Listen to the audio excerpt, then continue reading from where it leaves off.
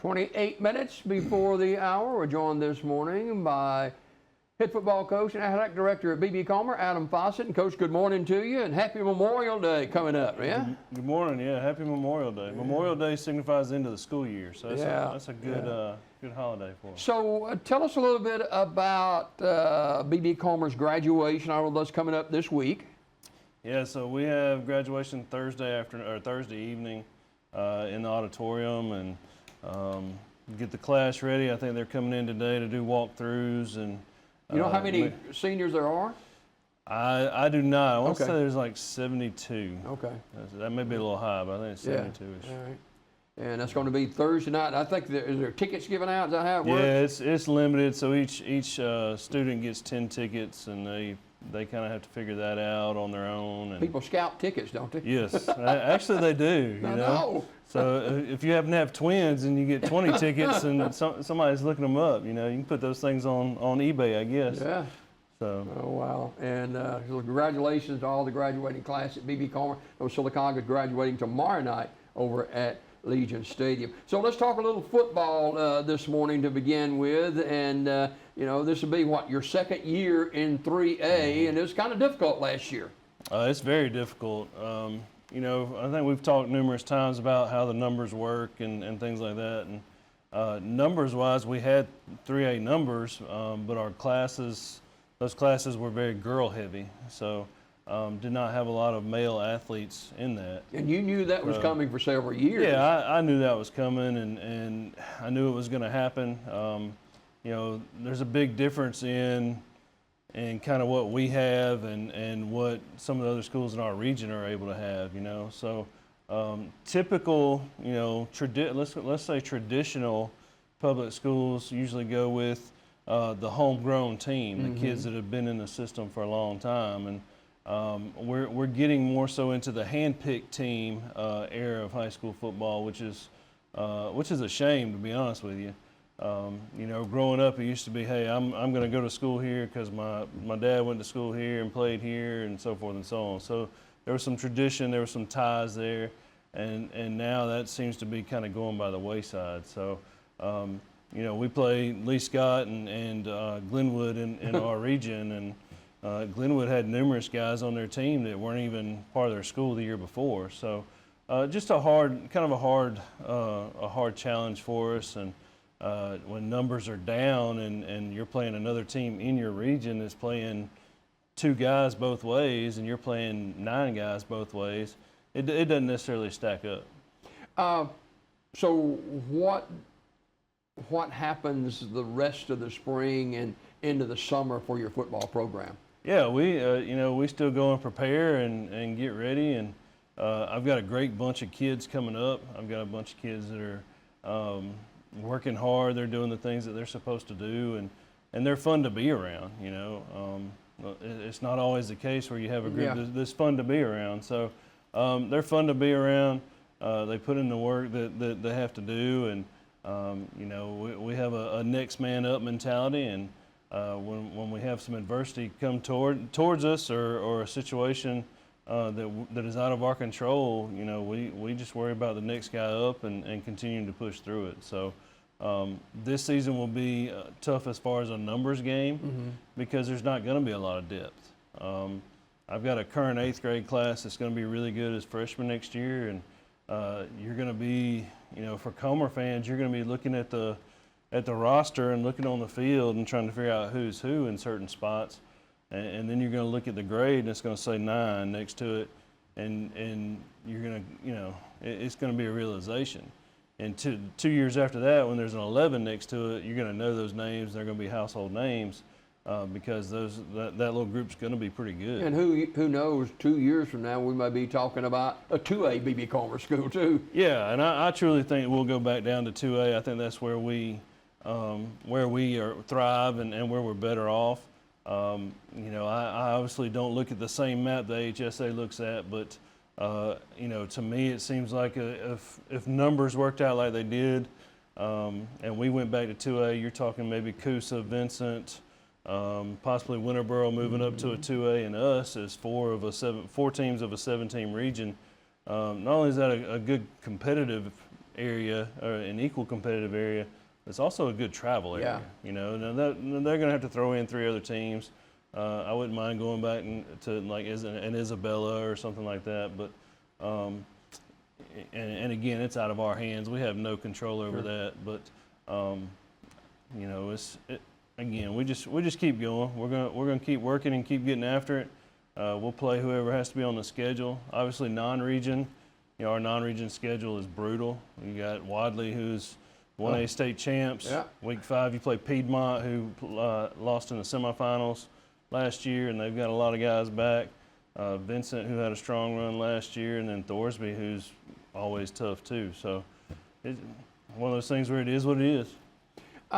You mentioned a little bit earlier about 2 teams that were on your schedule last year will be on your schedule again this year that didn't have players prior, 1 year prior to joining their teams. Do you see, we hear all about this all the time, about transfer portal. Do you see that trickling down to high school football? Oh, it's here. Okay. The high school transfer portal is here and thriving. And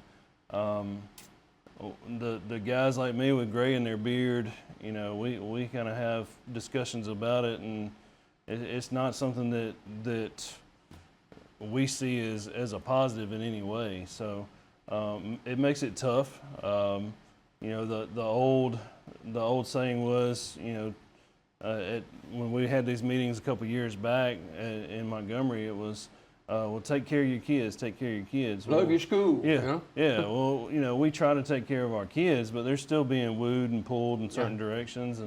And you know, you talk about like NIL. Okay, high school NIL is approved in I think 38 states so far. It's not a matter of if it's going to happen; it's a matter of when it's going to happen, and it's going to come to Alabama. And what are you going to do with that? What are the parameters going to be with that? So, You make it harder for coaches. It makes it really hard for coaches. And honestly, you know, like this area, you know, as far as B.B. Comer as a county school, NIL would be tough. You know, like what am I going to pull monies from? You know, there's rumors of guys in Georgia making. You know, their family getting checks up to $5,000 a month to play high school football.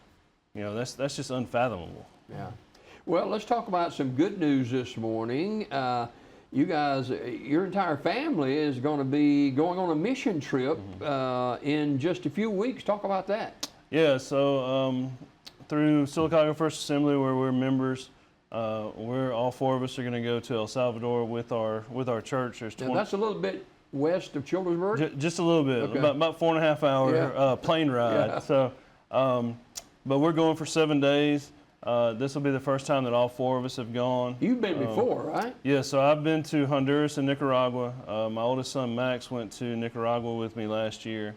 And then this year, going to El Salvador, Ben and Ty will be going with us. And it's just a great opportunity for us. You know, it's I think it's the first trip for me did more good for me than it did for the people that I went to serve. And then I saw a great change in my son last year. Just It's a different going and world in serving. other parts of the country, other parts of the globe. It is. It'll definitely make you appreciate the things that you have and the freedoms that you have over here. And you know, it's just it's one of those things that I was very unsure on my first one. I was a little nervous, and now it's just, you know, I wait in the spring to say, hey, where are we going to go? You know, what are we going to do? So, but we're going to go down. We'll fly down, and it's 7 days, but basically you have 5 work days. Our goal is to actually build a church in one of the villages down in El Salvador. So, we kind of get we get the opportunity to see some things and learn some things for sure. Describe your trip, your first trip that you went on to Honduras. First trip was it was interesting in a lot of different ways, I guess, just because of the unknowingness. The very first thought is Honduras has one of the shortest runways in the world. Oh yeah. So that's I've been there. I know what you're talking about. That's kind of scary. So, but just getting there, actually, when we went to Honduras, we stayed on site of an orphanage, and that was probably one of the neatest things in the world, because we were around the kids when we weren't working. We were around the kids and just able to kind of see their life. They and speak things like English? that. And no English, none at all. So, but it's, you look at kind of those kids are there. Some of those kids were there just because they were dropped off at the gate. There was a baby dropped off at the gate, and she was there, and like for the 7 days we were there, man, everybody spoiled her. Everybody was like, kind of, hey, I want to hold her, I want to hold her. So, but yeah, it's just life changing. You go over there and you give one of those kids a coloring book and crayons, and they think it's the best thing in the world. So it's very humbling, and it's very humbling for especially like our teens. That's what. With Max kind of seeing it last year, I really hope that Ben's able to see that this year, and it humbles him a little bit to be more grateful for the things that we do have over here. So it's a life changer.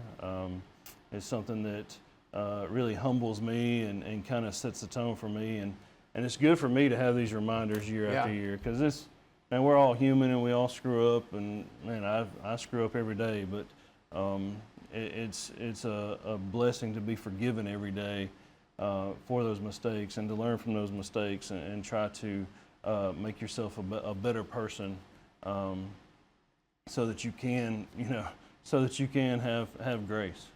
Being accustomed to mission trips earlier in my life, I understand that it's not free. No. There's money to be raised. How does that work? Yeah, so we're, as a group, we're collectively raising money and doing a couple different things. We just did a Boston butt sale. I think we sold like 41. Just our family sold like 41, and all the other ones sold. I don't know what the final count is, but we've done that. We do mission munchies on Sundays. Everybody signs up and sells different treats at the church. We have a golf tournament coming up on June 2nd. At the country club? That's at the country club. That's on a Monday morning at the country club. I've got a group that's really been working on it and doing a good job with it. You're not playing, So, are you? I am not playing. No.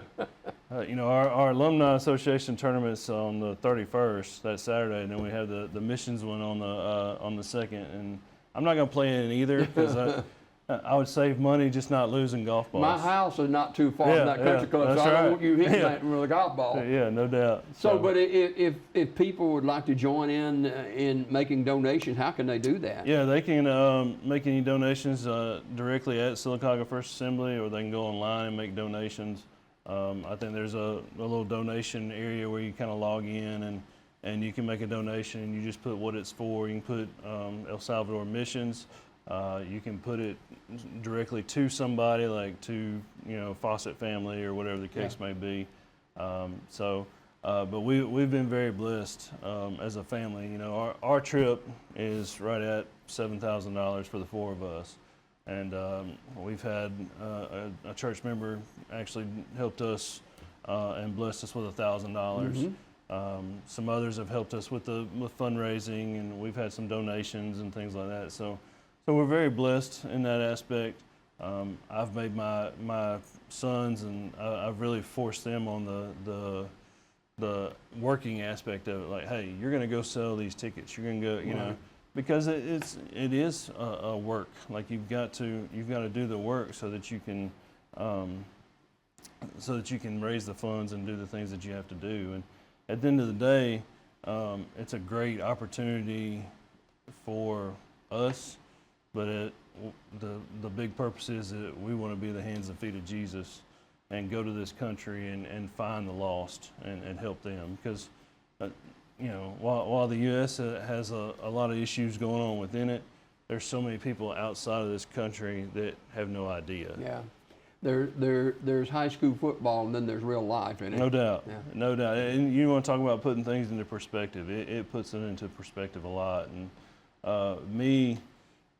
me 10 years ago and me now are completely different. Me 20 years ago and me now are completely different. So you just got to put all that into perspective and see that one day sport's going to be over. Yeah. And you're going to have to be a man, and you're going to have to be a husband and a father, and you know, we want, and again, we screw up as coaches. We screw up a lot, but we want to emulate the things that those kids need to emulate to be better husbands and fathers. Speaking of coaching, as we leave this morning, are we going to see? And a lot of times you do different years. Are we going to see some coaching changes with your staff? Yeah, I've got some new hires. Excited about my new hires. Jeremy Stature is coming in as a defense coordinator and boys basketball coach. He's currently in the Pelham area, originally from the Calhoun County area. He was a GA at Jacksonville State for a couple of years. A lot of energy. Looking forward to. That's good for an old guy, isn't it? It is. It is. So they had basketball tryouts last week, and I went in the gym and I got tired watching them. Just to get some of the guys afterwards, they're like, "Coach, did you see how much we ran?" I said, "I loved it. Like that was fantastic." Just hired Hagen Rouse. Hagen, it's so great how things work because Corey Anderson, who played for us. Right. Corey Anderson is one of the greatest all-around guys I've ever met. Played his butt off, worked hard. Corey Anderson goes to Huntington. So I stay in touch with Corey, talk to Corey. Hey, you got anybody that's graduating with a degree in education? Coach, I got a guy. He sends me his information. I call him. We talk. We talk. He interviews. Hey, we got him on board. So looking forward to having him, Coach Rouse, come on board. Young guy, energetic guy, a very intelligent guy. You know, you're talking. He was all academic All-American all 4 years. Oh, wow. Dean's List all 4 years at Huntington. So he's going to be a great addition to our staff. And then D. Reynolds, Devin Reynolds is coming in. He's going to be the girls basketball coach. He's currently teaching Access for us. And Devin was one of my students at Winterboro. So he didn't play football for me, but he played basketball, went on to Troy and was a manager at Troy for a couple of years through their football program. So he's coming on board doing that, and we're going to be moving forward. All right. Well, we appreciate you coming by this morning. Coach Adam Fossett, the head football coach and athletic director at BB Colmer, and he and his family getting ready to go to El Salvador in just a few weeks, and we wish you Godspeed and be safe and make a difference while you're there. Yes, sir. Thank you. We got more daybreak just ahead. Don't go away.